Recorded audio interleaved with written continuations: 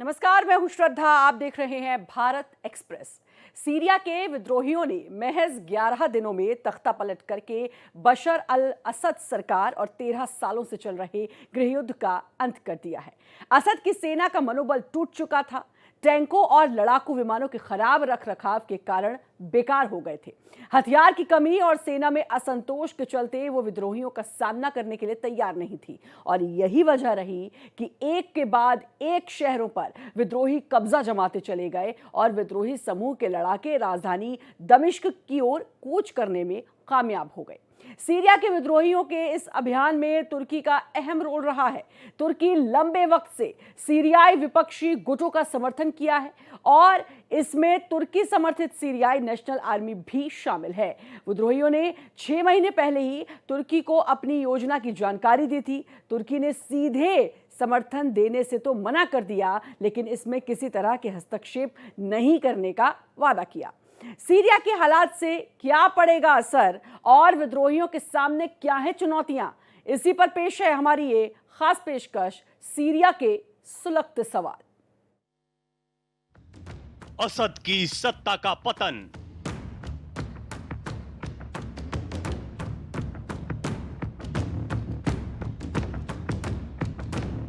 रूस में राजनीतिक शरण।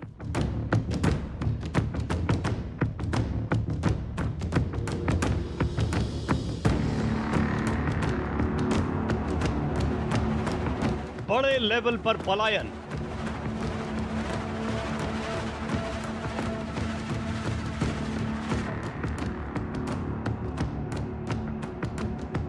विद्रोहियों का बढ़ा दबदबा।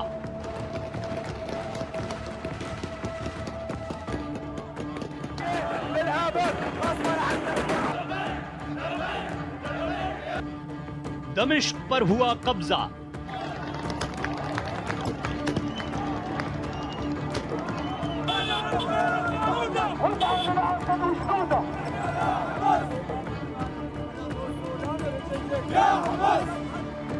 गृह युद्ध, साजिश या चाल।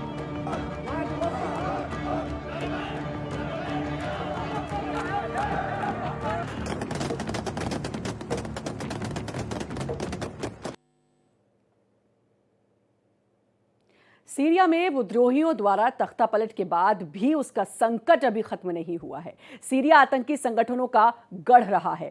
दुनिया के खूंखार आतंकी संगठनों में से एक आईएसआईएस ने यहां पर अपनी जड़ें जमाई थी। एक बार फिर से सीरिया में कुछ इसी तरह के हालात पैदा हो गए हैं। 2016 में खुद को रिब्रांड करने और अलकायदा से संबंध तोड़ने के बाद एचटीएस ने असद सरकार पर हमले करना शुरू कर दिया था और अब उसने असद सरकार को सीरिया से उखाड़ फेंका है। आतंकी गुट का नेतृत्व करना और देश चलाना दोनों अलग हैं, इसीलिए उसकी क्षमता पर संदेह जताया जा रहा है। सीरिया में तख्ता पलट के जश्न के बीच दमिश्क के लोगों में इस बात को लेकर चिंता भी है कि अब आगे क्या होगा।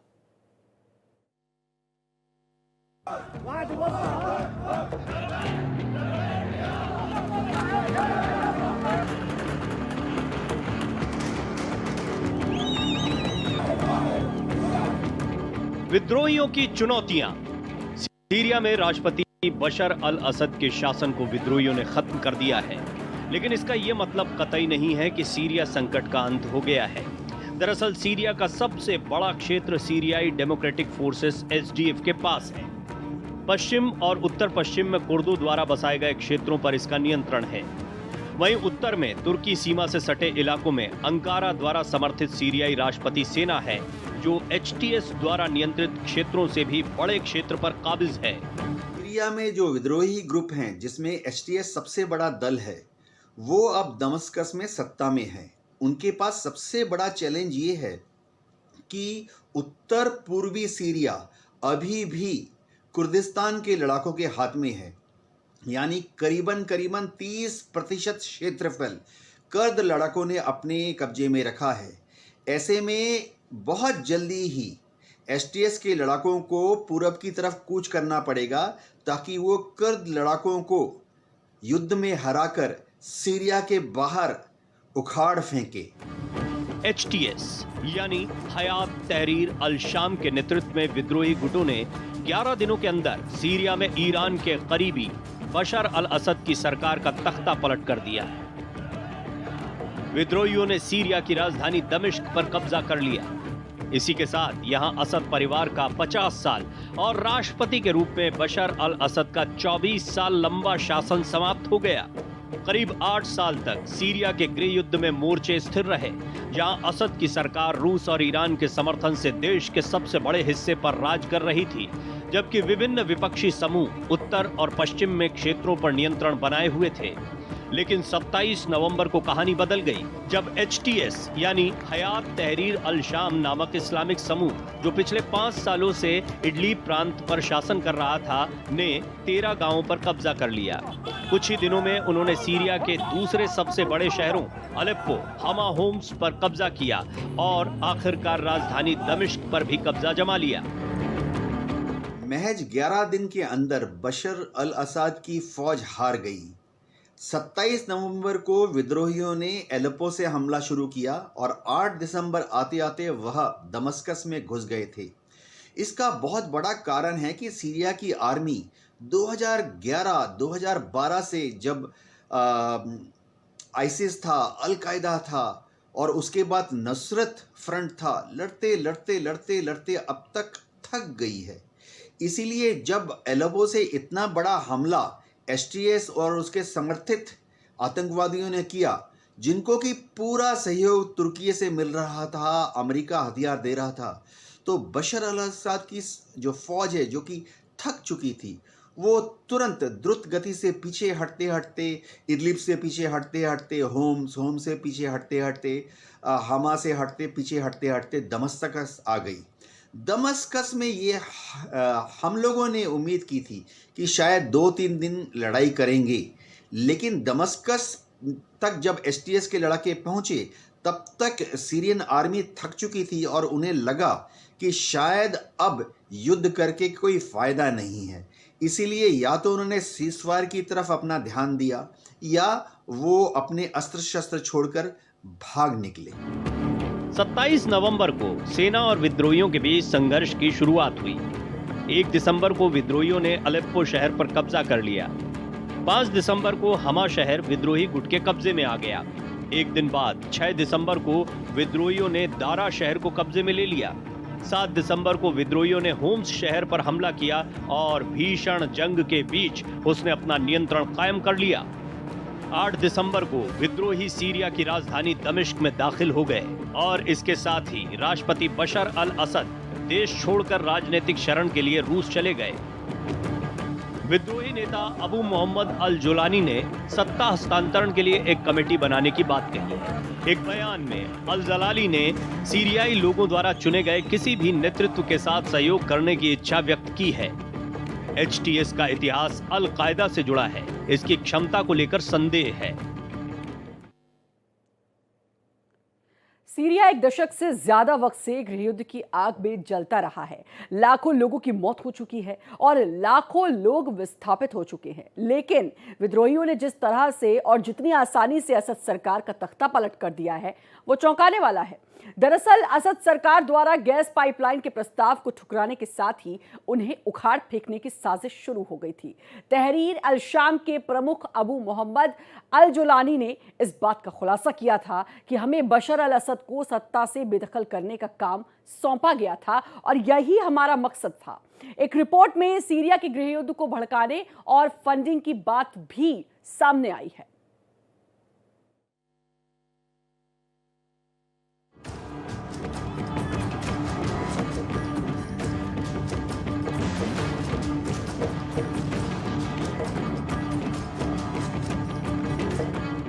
गैस का बड़ा खेल। सीरिया में विद्रोह की असली वजह क्या है? यहाँ पर 2011-2012 में गृह युद्ध क्यों शुरू हुआ? असल में मामला सीधे तौर पर गैस का है। सीरिया कोई बड़ा तेल उत्पादक नहीं है, लेकिन इसके बावजूद इसके भंडार घट रहे हैं। फिर भी गृह युद्ध शुरू होने तक दमिश्क तेल की बिक्री से हर साल करीब $4 बिलियन कमा रहा था, जो कि सरकारी बजट का 1/3 है। अमेरिका और उसके सहयोगी कतर की गैस को तुर्की के रास्ते सऊदी अरब, जॉर्डन और सीरिया से होते हुए यूरोप तक पाइपलाइन से ले जाना चाहते हैं। ताकि प्राकृतिक गैस के मामले में यूरोप की रूस से निर्भरता खत्म की जा सके। वहीं दूसरी तरफ रूस और उसके सहयोगी देश इसे ईरान, इराक, सीरिया के रास्ते बनाना चाहते हैं। जिस तरह इस्लामिक गैस पाइपलाइन को तुर्की को बाईपास करने के रूप में समझा जा सकता है, उसी तरह किरकुक से सेहान तक 2 रणनीतिक तेल और गैस पाइपलाइनों के लिए अंकारा और इराकी कुर्दिस्तान के बीच एक सीधा सौदा बगदाद को बाईपास करने से जुड़ा है। सीरिया में तख्ता पलट के पीछे की असली वजह यही है। 1 साल से भी ज्यादा समय पहले ईरान, इराक और सीरिया के बीच $10 अरब का पाइपलाइनिस्तान सौदा हुआ, जिसके तहत 2016 तक ईरान के विशाल साउथ पारस क्षेत्र से प्राकृतिक गैस पाइपलाइन बनाई जानी थी। पाइपलाइनिस्तान में सीरिया की भूमिका में मिस्र से त्रिपोली तक अरब गैस पाइपलाइन, एजीपी और इराक में किरकुक से बनियास तक आईपीसी शामिल है। 2010 में कतर के इस प्रस्ताव को बशर अल असद की सरकार ने ठुकरा दिया था। सीरिया में तख्ता पलट के बाद सबसे ज़्यादा दुनिया पे असर तो रूस पर पड़ेगा, ईरान पर पड़ेगा, जो कि सीरियन सरकार में बशर अल असद को समर्थन कर रहे थे। इसका एक और बड़ा असर पड़ेगा अमेरिका पर और पश्चिमी देशों पर और इजराइल पर। अमेरिका और पश्चिमी देश बशर अल असद से खुश नहीं थे। वह पिछले 15 साल से 10 साल से कोशिश कर रहे थे कि उसको सत्ता से बाहर निकाला जाए, क्योंकि वो रूस का समर्थन करते थे। इसीलिए बशर अल असद के भागने के बाद अमेरिका, इजराइल थोड़ा सा खुश हैं कि अब कम से कम रूस की पकड़ पश्चिम एशिया में और कम हो गई है। दरअसल असद सरकार यूरोप में रूस के वाणिज्यिक गैस हितों की रक्षा करना चाहती थी। रिपोर्ट्स के मुताबिक सीरिया में गृह युद्ध को भड़काने के लिए फंडिंग की गई और बशर अल असद पर इस्तीफा देने का दबाव बनाया गया। सीरिया के सहयोगी ईरान, लेबनान का हिजबुल्ला और रूस उसके बचाव में उतर आए। हालांकि असद ने कभी सामाजिक और आर्थिक असमानता को कम करने की कोशिश नहीं की और यही वजह थी कि लोगों की नाराजगी बढ़ती चली गई। सीरिया में पैदा हालात और लोगों के गुस्से को देखते हुए विद्रोही गुट ने इसे भुनाने की कोशिश की और नतीजा दुनिया के सामने है। लोकतंत्र समर्थक विद्रोह को कुचलने में असद सरकार ने किसी तरह की रहम नहीं दिखाई और ये इसी का नतीजा है कि सीरिया में 2011 में जो गृहयुद्ध शुरू हुआ वो सालों तक चलता रहा। असद सरकार हर बार रूस और ईरान की मदद से विद्रोह को दबाने की कोशिश की और वो काफी हद तक सफल भी रही, लेकिन रूस यूक्रेन युद्ध और इजराइल हमास जंग में उसके सहयोगियों के कमजोर पड़ने से असद सरकार कमजोर पड़ती चली गई। यह महज इत्तेफाक नहीं है कि सीरिया के लोग विद्रोहियों के खिलाफ खड़े होने के बजाय उनके साथ खड़े नजर आ रहे हैं। सीरिया का खूनी इतिहास। बशर अल असद अपने पिता हाफिज अल असद के बाद 2000 में सत्ता में आए थे। हाफिज अल असद ने लगभग 3 दशकों तक सीरिया पर मजबूत पकड़ के साथ शासन किया था। शुरुआत में उम्मीदें थी कि बशर सीरिया में सुधार और खुलापन लाएंगे। हालांकि बहुत जल्द ही ये उम्मीदें टूट गईं, क्योंकि उन्होंने अपने पिता के शासन व्यवस्था को ही कायम रखा। विरोध प्रदर्शन को संभालने में असद की विफलता ने सीरिया को गृह युद्ध में झोंक दिया। 15 मार्च 2011 को लोगों ने राष्ट्रपति बशर अल असद के खिलाफ विरोध प्रदर्शन किया था। यह विरोध प्रदर्शन अरब जगत के बड़े लेवल के विद्रोह का एक हिस्सा था। 10 दिन बाद ही विद्रोह इतना बढ़ गया था कि सीरिया की सेना ने विद्रोहियों पर गोली चलाई। विद्रोह को कुचलने के लिए निर्मम तरीके अपनाए। राष्ट्रपति असद की छवि तानाशाह की बन गई। 2012 में विद्रोह प्रदर्शन गृह युद्ध में बदल गया। सीरियाई सरकार और विपक्षी समूहों के बीच युद्ध शुरू हुआ। असद शासन ने विद्रोह को दबाने के लिए भारी हवाई हमले किए और इसमें हजारों नागरिक मारे गए। इन हमलों में केमिकल हथियारों का भी इस्तेमाल किया गया था। सीरिया में जो अलग अलग विद्रोही ग्रुप्स हैं, जैसे कि एचटीएस या फ्री सीरियन आर्मी, ये सब असल में अलकायदा से बने हैं, आईसिस से बने हैं और पिछले 10 साल से, पिछले 5 साल से, ख़ासतौर से 2015 के बाद से अमेरिका ने ही इनको प्रॉप अप किया हुआ था। अमेरिका ही इनकी फंडिंग, इनको हथियार देना और इनको इंटेलिजेंस मुहैया कराना काम करता था। अमेरिका और इजराइल तुर्की की मदद से इन विद्रोहियों को दमस्कस में घुसाने का प्रयत्न कर रहे थे, जिसमें वो सक्सेसफुल हो गए। तो अगले कुछ सालों तक अमेरिका तुर्किया कोशिश करके इन विद्रोही ग्रुप्स को ही तुर्की में लीड पोजीशन में रखेंगे, दमस्कस की जो सत्ता है इनके हाथ में देंगे। 2018 में अमेरिका, ब्रिटेन और फ्रांस की सेनाओं ने डोमा में हुए रासायनिक हथियारों के हमले के जवाब में दमिश्क और होम्स के पास हवाई हमले किए। रूस और तुर्की के बीच समझौते के मुताबिक इदलिब और उसके आसपास एक बफर जोन लागू किया गया। असद ने ईरान की मदद और लेबनान के आतंकी संगठन हिजबुल्लाह की मदद से लोकतंत्र समर्थकों की आवाज को दबाए रखा।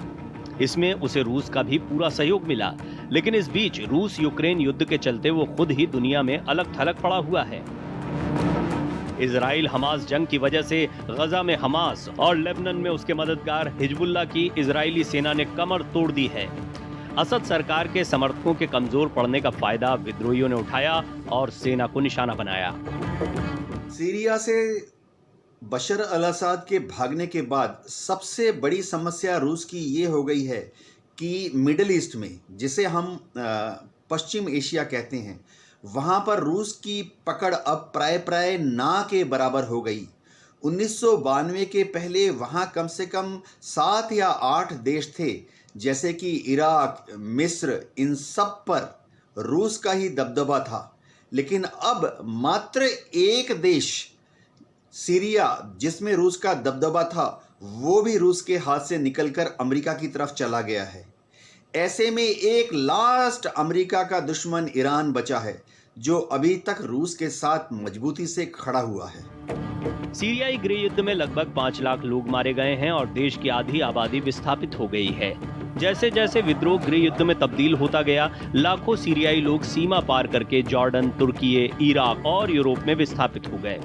सीरिया में तख्ता पलट के बाद सबसे बड़े विद्रोही गुट के प्रमुख ने असद के पतन के बाद पहली बार सामने आकर इसे इस्लामिक राष्ट्र की जीत बताया। सीरिया की जमीन का इस्तेमाल रूस एयरबेस के तौर पर करता है और इसके साथ ही इसका एक नौसैनिक अड्डा है। यहीं से वो मध्य पूर्व के देशों पर नजर रखता था। अमेरिका को रणनीतिक तौर पर टक्कर देने में उसका सीरिया के साथ रिश्ता बेहद ही असरदार साबित होता रहा है। अब सीरिया के हालात बदल गए हैं। यूक्रेन के साथ जंग में उलझे रूस के लिए सीरिया का तख्ता पलट किसी झटके से कम नहीं है। सीरिया ढह चुका है और ईरान संकट में है और ये महज इत्तेफाक है कि रूस के सुर बदलने लगे हैं और उसे HTS को आतंकी समूह कहना बंद कर दिया है। दरअसल संगठन ने रूस के राजनयिक मिशन और सैन्य ठिकानों की सुरक्षा का भरोसा दिलाया है।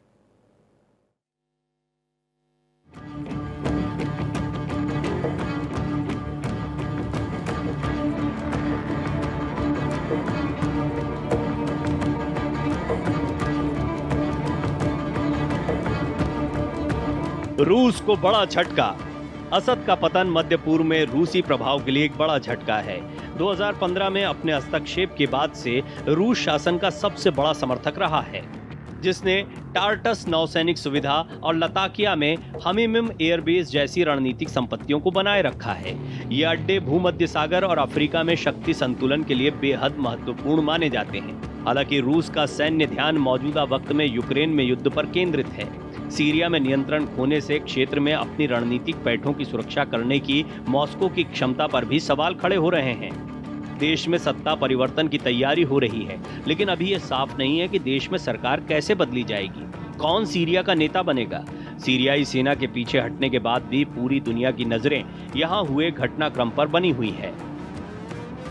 अभी यहां हालात और भी खराब हो सकते हैं। 13 साल के लंबे संघर्ष के बाद भले ही विद्रोही गुटों ने असद को सत्ता से हटा दिया है, लेकिन उनके लिए आगे का रास्ता मुश्किल भरा है। विद्रोही गुट के नेता इस बात को जानते हैं कि उनकी पहचान अगर जिहादी संगठन के रूप में होती है तो उन्हें सीरियाई सरकार में जगह मिलना मुश्किल होगा। ऐसे हालात में वो देश में कोई बड़ी जिम्मेदारी नहीं संभाल पाएंगे। अमेरिका, इजराइल, ईरान, रूस और तुर्की सभी के हित सीरियाई गृह युद्ध के नतीजों से जुड़े हैं। ऐसे में असद का तख्ता पलट न केवल मध्य पूर्व पर असर करेगा, बल्कि अमेरिका और रूस पर भी इसका प्रभाव पड़ेगा।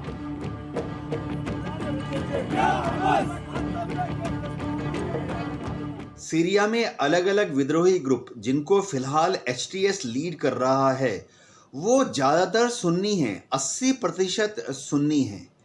ऐसे में सीरिया के जो करीबन 15 या 16% शिया हैं जो कि दमस्कस के आसपास रहते हैं, उनका क्या होगा? इसी तरह से बशर अल असद की जो अपनी कम्युनिटी थी, अपना जो कुनबा था, जो कि अलवाइट्स हैं, उनका क्या होगा? ऐसा हो सकता है कि इस युद्ध में जीतने के बाद अब एचटीएस और उनके जो सहयोगी विद्रोही ग्रुप हैं, आतंकवादी ग्रुप हैं, वो चुन चुन कर शिया कम्युनिटी के लोगों से और अलवाइट कम्युनिटी के लोगों से, सीरिया की आर्मी के जो ऑफिसर्स थे उनके फैमिलीज से, सीरिया की पुलिस के जो अफसर थे उनके फैमिलीज से चुन चुन कर बदला लें। और इसी के साथ हमारी इस खास पेशकश में इतना ही, लेकिन बाकी खबरों के लिए लगातार बने रहिए भारत एक्सप्रेस के साथ।